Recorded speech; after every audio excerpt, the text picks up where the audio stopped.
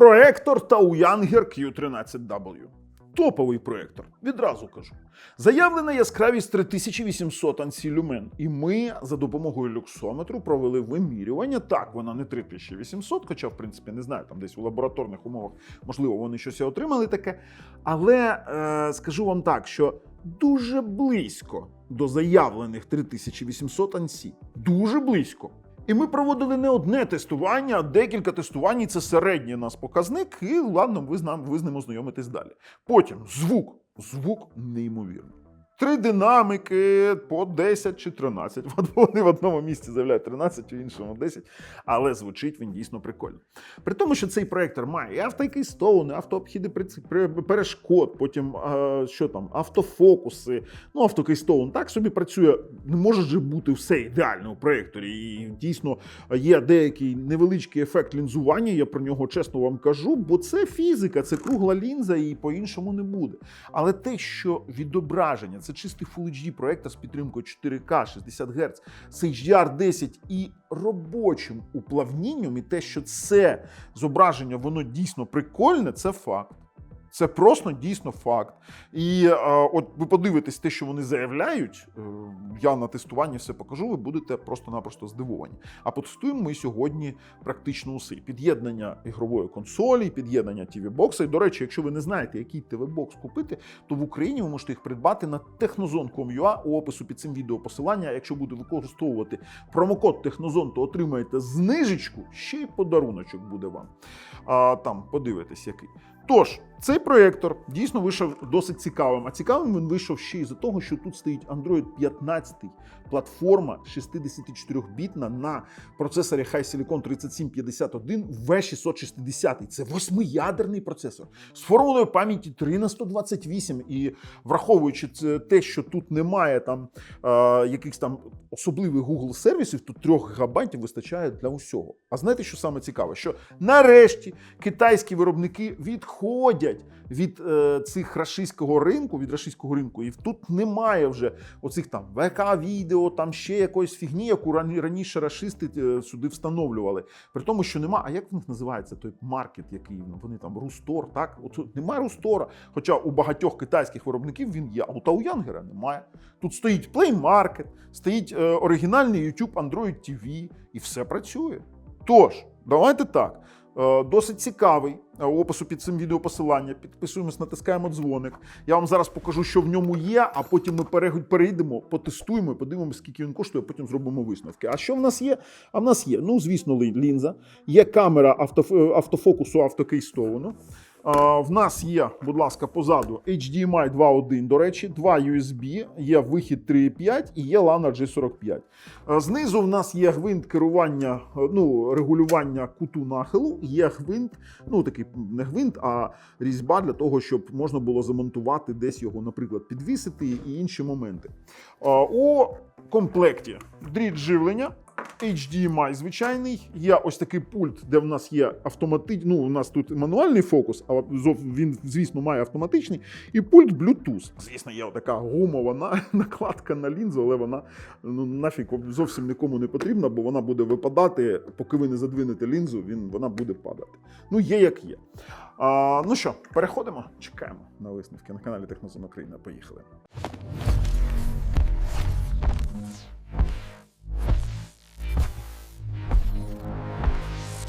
І тут в нас Taoyanger Q13W. 3800 ANSI, ми фактично перевіримо, бо люмінометр в нас вже є. Full HD, 4К, тут не заявляли, звісно, можна купити, наприклад, з екраном, з тримачем. Давайте подивимось, що вони заявляють. Закрита оптична система, ладно.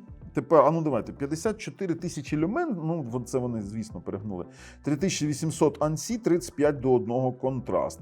1080p Full HD нативні, HD 2.0.1, HDMI 2.0.1, 2 USB, це ми вже теж бачили. Підтримує MEMS 3х128. 3 10-ваттних динаміки. Android 15, це все, що заявляють. А тепер давайте, мені цікаво, закрита система, це вони заявляють, що вона IPX5 сертифікована, dust-proof, тобто захист від пилу. Приводять, навіщо нам незрозуміло порівняння HDMI 2.1 і 1.4, бо, ну, вибачте, 4К 60 Гц він приймає дійсно, і пишуть, що приймає 10 і 12 біт, але зараз ми це перевіримо. А ось порівняння з Q12W. 3800 ANSI Lumen, вони заявляють базові, так, яскравість. 2500 було на Q12 Pro. Там був процесор 3751, 352, тут 660. Дійсно, по процесору зовсім питань нема. Максимальна підтримка 4К повні, це на вхід. І, ну, і на декодування, звісно. Хоча там пишуть максимальна підтримка 4К H256. А тут який? Тут також 256. Ну, маркетинг, він такий маркетинг. Ну і заявляють повну підтримку MEMS і 35 тисяч до 1 контраст. Так, що вони? Ну, HDR10, звісно, також перевіримо. І є автокейстоун, автофокус, автоскрин вписування. А MEMS також можемо перевірити, якщо вони думають, що ми такі там якісь не знаємо, як це перевіряти, то ми можемо. Ну, опять, знову вони тут пишуть багато чого. От стосовно Hi-Fi звуку, слухайте, 3 по 12 Вт спікери. А спочатку пишуть 3 по 10. Ну кому вірите? Ну, хлопці, ну що ви робите? Де ви тут написали? О, тут 3 по 10, а тут 3 по 12. От вже ж, зарази, 2.1 Sound Channel плюс DSP, ну, дійсно, звук просто неймовірний. Я вже тестував. Cortex A55, знову про HDR пишуть навіщо, і супорт MEMS. Ну, MEMS до іграшок зовсім ніяк не відноситься у даному випадку. Це конкретно для програвання відео. А от Wi-Fi 6 вони зря заявили, бо Connect 260 Мбіт на секунду, а фактичний 51 Мбіт. Ну і що? А більш нічого. Давайте переходити. А, до речі, ви бачили тут мої огляди? Охреніть. Так, це для мене номінально, не бачив. Top Influencers, Top Rated Among Influencers. Та твою ж наліво. Ну ладно, хоча б відео не використовують, ну і ладно. Слухайте, переходимо і тестуємо. А хочете прикол? Я відразу вирішив пограти на цьому проєкторі, бо ну, дуже мене заінтригував оця можливість 4К 60 Гц HDR на зовнішньому пристрої. І давайте відразу з вами оцінимо інпут лаг, який... Та йди ти звідсиля, блін, задовбав. Якийсь, блін, все, пішов. Відразу перевіримо інпут лаг. А потім перевіримо сигнал. Давайте. Є в нас секундомер і є в нас реакція. Так, інпут лаг є, але він не суттєвий, незначний, і грати можна. Тому, знаєте що, ми подивимось з вами відразу, що нам дає на зовнішній пристрій сигнал. Дивіться, 4К 60 Гц з HDR. Я роблю висновки, що для зовнішнього пристрою, ну ми ще TV-Box з вами потестуємо, для зовнішнього пристрою по типу Xbox, по типу Sony PlayStation він підходить. А от у нас є ось такий інтерфейс цих китайських проєкторів. І перше, що хочеться перевірити, це наявність української мови у системі. Давайте переходимо у загальні налаштування, дивимось мова. О, українська є, це дуже добре. Це хочеться відмітити, що китайці, до речі, останнім часом прям помітно, що китайці почали переорієнтуватися з російського ринку на міжнародний ринок, бо тут ви не побачите, наприклад, вже якісь додатки саме для російського ринку. Раніше у китайських проєкторах вони прям були встановлені. Зараз жодного якогось додатку для рашистів немає. Їх просто немає. Стоїть Google Play Store, YouTube, Android TV стоїть. Ну, це чорний Netflix, він самий звичайний і більш нічого такого. Давайте відразу подивимось апаратну платформу перед тим, як будемо тестувати далі. І що я хочу сказати, що це HiSilicon V660. Це платформа 3751, 3 ГБ оперативної пам'яті на 128 сховища. І це потужна платформа, бо це 8 ядер по 1,5 ГГц по 1450. Окрім того, це ще 64 біта платформа. При тому, що у нас за дисплей відповідає Mali G52, І є в нас по температурі, давайте, зараз він не гріється зовсім. Оце після багатогодинного тестування більше ніж 48 градусів на CPU не піднялось. 47 дБ, я просто показую фактичні заміри, які є. По апаратній платформі в мене зауважень немає, досить класно все зроблено. По самих налаштуваннях, це те, що ми бачимо у самому проєкторі, досить багатий вибір і набір. Давайте так, все переведено, що також не типово було раніше для китайських проєкторів. Бездротова мережа підтримує мережі до 160 Гц, в джерело сигналу можна обирати HDMI чи USB, і є джерело автозавантаження. Можна обрати HDMI, щоб воно завантажувалось при увімкненні проєктору. Є в нас HDMI, CIC і IRC працюючий.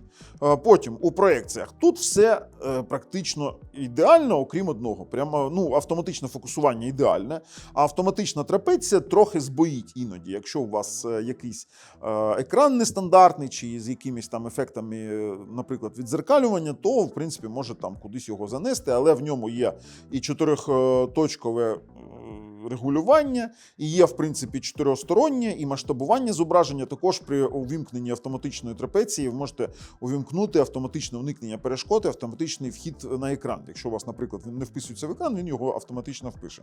Далі в нас є калібрування і, в принципі, робота з зображенням. Ми можемо регулювати контрастність, насиченість, яскравість базово. Максимальне в нас калібрування заводське в нас саме у режимі м'якість. Є стандартна її життєвість, як вони назвали, не знаю. Можемо регулювати кольорну температуру, холодний, теплий, але можемо там, коли відтворюємо зображення, відтворюємо відео, можемо ще докалібровувати. І яскравість джерела світла. Щоб ви розуміли, тут є автоматичне, є HDR, є високий яскравий і стандартний режим. У високому яскравому та HDR ви зараз бачите заміри. Ми провели, як люксометром у 9 точках, на 9 точках на 2,56 метрів квадратних ми отримали на яскравому 3400 ANSI люмен, а 3246 отримали на стандартному режимі. Тобто близько до того, що заявив. І він неймовірно яскравий. Ви зараз бачите заміри, наш тест на яскравість, він у повністю освітленому приміщенні ще й нормально показує. Тобто ви можете працювати в незатемненому приміщенні з цим проєктором. Також в нас є HDR і працюючий MEMS. Це дуже важливо. Є в нас режими звуку різноманітні, загальні. Оце дуже важливий. Ви можете увімкнути опцію, коли він під час подачі живлення не буде вмикатися. При наших реаліях це дуже актуально. І автоматичне вимкнення може завдати, заставку, клавіатуру брати і оновлення системи. Начебто все стандартно. Але що ж в нас по якості зображення? І почнемо ми саме з YouTube. Бо там ми будемо з вами тестувати не тільки якість і декодування HDR, ми будемо тестувати ще й роботу MEMS, того самого уплавніння. І саме з уплавніння ми почнемо, бо воно мене трохи здивувало. Якщо ми увімкнемо стандартний ролик, який тестують на телевізорах, це в нас... Ой, який звук тут прикольний. Це в нас Брюс Вілліс, так? І ви бачите, що це повністю, я зараз зніму ще смартфоном, треба зробити трохи тихіше, і ви бачите, що це повністю в нас плавнюсіньке зображення. Воно плавне повністю. При тому, що 24 FPS Motion Test дає на квадратах точну плавність і на великому, оцей великий кружок таке ж, велике коло, але маленьке коло дає артефакти. Занадто швидко воно. При відтворенні HDR-контенту питань не виникло, ні HLG, до речі, я буду знімати вам додатково своїм смартфоном, щоб ви розуміли, наскільки це красиво. Зараз я покажу вам вже на дикій річці, чи є там пропуски кадрів чи ні. Який же ж він гучний, басистий. Тут тестування музики ми вже фактично зробили. Це дуже-дуже красиво звучить. І я порівняв цю якість звуку з якимись середньобюджетними класними телевізорами.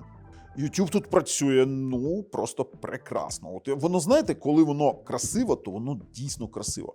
Давайте дику річку подивимось, як воно відтворює. Увімкнули статистику для сисадмінів і бачимо, що він дійсно дає нам декодинг HDR, тобто YouTube детектить, коли є HDR-можливість, і сам його обирає цей режим. Давайте 4К 60 FPS. Запишу вам додатково. Ми бачимо нормально працюючі промені, коли воно там, саме як промені вони виглядають. І він працює у WP9.2 SMPTE 2084 BT2020. Тобто це повноцінний HDR. Ну, давайте я так натапаю, щоб воно... ось так от. Щоб ви бачили, наскільки це працює. У нас не затемнене приміщення, щоб ви розуміли, на 100%. Зараз ми відкрили вам віконце, щоб ви бачили. І дійсно яскравості дуже вистачає. Так як у нас у Wi-Fi 5 ГГц коннект усього 286 мегабіт на секунду, хоча тут написано мегабайт, але це мегабіт. Справа у тому, що ми фактичні заміри проводили у YouTube, отримали не більше 51 мегабіта, хоча цього вистачить для нормального, скажімо так, стримінгу. В нас є Miracast, працює, але затримка, я вам скажу, досить значна. Тому особливо розраховувати на те, що ви там можете грати таким чином, ні, це так не працює. На жаль. Далі в нас є Bluetooth-колоночка, можемо Bluetooth-динаміку вімкнути. У режимі Bluetooth-динаміку, звісно, при регулюванні звуку буде вмикатися зображення. Досить басисте, класний звук, гучний, зараз там дійсно класний. Як Bluetooth-колонка зовсім працює, і може вимикатися у режимі Bluetooth-колонки, який просто буде працювати як колонка. Давайте вимикатися, він автоматично вимкнеться.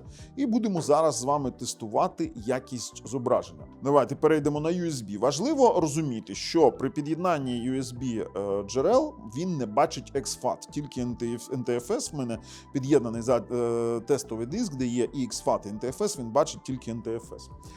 Стосовно самої якості відтворення і чи з якихось файлів він буде відтворювати HDR, справа у тому, що є такий тестовий ролик LG New York 4K, який не має SDR метаданіх. І якщо це буде без HDR, він буде сіренький. Але ні, він правильно відображається, ідеально відображається. І HDR дійсно він декодує. Якщо б не було у проєктору декодування HDR, цей ролик був би не такий яскравий, такий кольоровий, він був би такий сіренький. Тобто є як є. Тепер в нас є Samsung Wonderland, також ролик HDR, але він має і SDR, скажімо так, метадані. Відтворюється просто шикарно. Дивитись фільми на ньому буде одне задоволення. Бо кольоровість, яскравість неймовірно. Подивіться, який ambient-ефект воно дає. Ідеальний. Стосовно самого зображення, використовуємо тестові картинки Buroj. Давайте так, у нас є оверскан двохпіксельний, це стандартна практика з того, що вони відходять від лінзування, уникають лінзування. По яскравості він відкалібрований ідеально, по контрасту також. Дівчата виглядають природньо. Що ці дівчата, нема питань. І стандартні кольори, подивіться на цей ambient-ефект, який просто класнюче передає кольори на навколишнє середовище. Тобто він досить яскравий для того, щоб забезпечити цей ambient-ефект. Це говорить про те, що коли ви будете дивитись кіно, то це буде таке собі занурення. Єдине, що мені не подобається, трохи кривуватий, є маленький ефект лінзування ліворуч, але це стандартно у проекторах саме з круглою лінзою таке буває. По основним кольорам в мене питань немає. Чорний в нас він сіренький, звісно, бо занадто яскравий. По градієнтам усі видно. І зараз я вам покажу, що таке правильне калібрування. Бачите, в нас усі квадрати у чорному-білому по 2, а у інших кольорах по одному квадрату видно. І це означає правильне калібрування цього проєктору. Далі в нас яскраво-контрастний аналіз хороший, стандартні кольори хороші. І тут ми також бачимо бачите, проступають по 3 полоски у кожному з кольорів стандартних. Це також говорить про правильне калібрування. У чорному, у синьому, засвіти пішли, ну, давайте повернемось на синій. У синьому, у зеленому, у червоному усі кольори видно. Тепер по лінзуванню. Лінзування практично немає розмиття, тобто воно настільки мінімальне, і вони, бачите, уходять за рахунок тих 2 пікселів. Тепер усі гілочки видно, при тому, що дивіться, як красиво виглядає дівчина.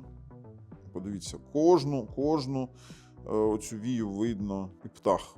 Птах просто красивучий. У якості проєктора для презентацій він досить класний, бо можна роздивитись навіть 6-й він буде розмитий, але його також можна роздивитись більш-менш. Ну, щоб ви розуміли. Тобто це роздільна здатність проєктора, він спокійно з цим справляється. Тобто його яскравості достатньо і роздільної здатності для того, щоб вести презентації. По якості зображення досить класний і чесний проєктор. Давайте спробуємо під'єднати ТВ-бокс і подивитись, чи працює MEMS на зовнішньому ТВ-боксі. Ми під'єднали з вами ТВ-бокс. Тут все досить просто. Він зараз увімкнув 4К 60 FPS. Йдемо у екран і звук і бачимо роздільні здатності, підтримка 4К 60 Гц. Нормально. Тепер нам залишається лише перевірити саме роботу MEMS на зовнішньому пристрої на ютубчику. Просто увімкнемо і подивимось, що в нас вийде. Це будемо тестувати на Брюсі. І в нас повністю плавнісіньке зображення на 24-кадровому відео. Ідеальне зображення. Тобто MEMS працює і тут, і у 24 FPS Motion Test, хоча малий кругляшок, він дає такі ж артефакти, як і давав. Але інші елементи в нас працюють з MEMS. Ну і, звісно, можемо увімкнути чисто заради приколу якесь відео і побачимо, що дійсно HDR також тут відпрацьовує, HLG ми бачимо виводить, а YouTube, якби тут не було HDR, HLG, в нас не давав би декодування HDR. Тестуємо на Netflix, чи дійсно цей проєктор може сприймати HDR, бо Netflix, він відразу усі характеристики тестує. І знаєте, що саме цікаве? Тут Netflix зараз побачить, чи це, він побачить, що це Full HD проєктор. Netflix так в ньому дуже круто спрацьовує детект. Давайте. Машина війни. Вмикаємо HD, HDR. Netflix не обманеш. Ладно, виходимо і робимо висновки по цьому проєктору. У якості висновків скажу. Чи можу рекомендувати? Так, це зараз один з топових проєкторів. Дуже близько до заявлених характеристик. Можна без ТВ-бокса, в принципі, використовувати, але той інтерфейс, та китайщина, вона мене дратує дуже сильно і функціонально вона досить обмежена. А підключивши, наприклад, якийсь Nexon X12 чи Xiaomi Mi Box, мені все одно, що буде під'єднувати. Я рекомендував би для нього брати, наприклад, щось на Realtek 1325, бо він поліпшує зображення. Наприклад, Rocktech GX1, він би поліпшив зображення, через VS10 ви б тут отримали картинку просто неймовірну. При тому, що він дійсно декодує HDR, і у вас не буде, за допомогою MEMS, не буде цього мерехтіння, коли на якихось дуже динамічних сценах. Рекомендую, класний проєктор вийшов. А з вами був Бабл на каналі Технозон України. На все добре.